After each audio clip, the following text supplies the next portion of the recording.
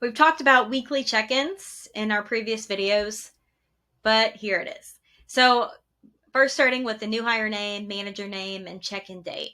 We want to have this documented, especially if somebody does turn over and say the sales manager is the one that's doing this. You as the company owner come in and you're seeing like, okay, well, they ran across this issue in week one saying that they weren't able to get great communication or they didn't understand the inspection process, and then they turned over. And you may see patterns, especially at the beginning when you're first implementing these new processes, that there is some common issues. So being able to have written feedback gives you a record of what's going great, what's not going so great, and how can we fix it. So information is the key to success. Progress.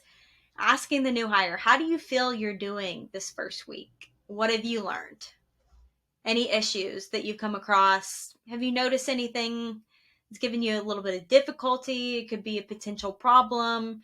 Maybe they're saying, oh, I'm experiencing a lot of rejection in the door knocking process. Like, I'm not feeling great about my ability to do this.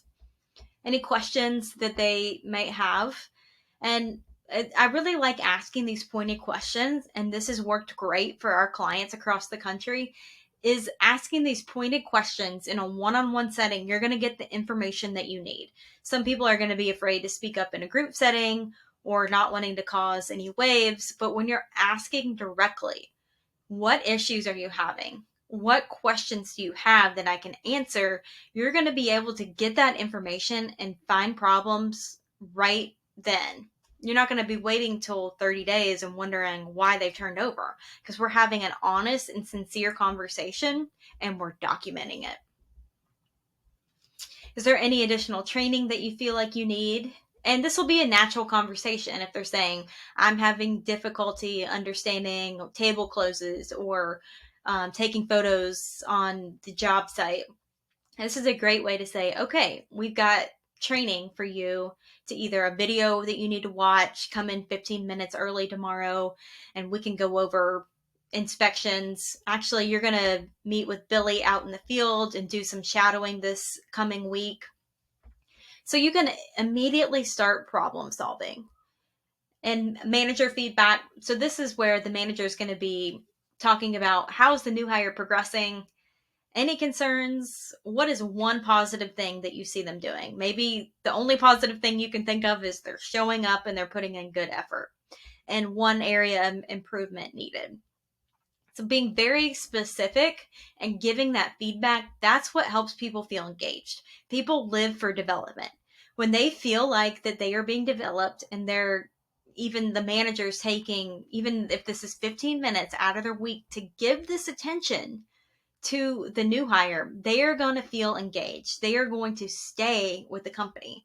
And we're going to do this every Friday for the first month, because when you think about turnover, the majority is happening in that first 30 days.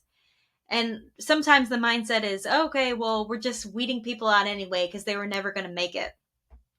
But we are in the most competitive labor market. And if there's small changes that you as a manager can do to make the onboarding process smoother, then I highly recommend doing that than just casting people aside and saying, oh, they're never going to make it. So I have weekly check-ins for the first 4 weeks, and you'll see in your packet, it's very similar. How's your second week going?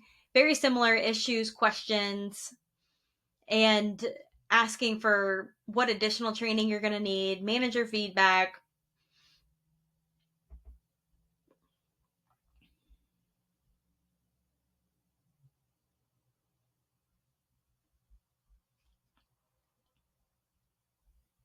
You'll see in week 2 that questions are just slightly different.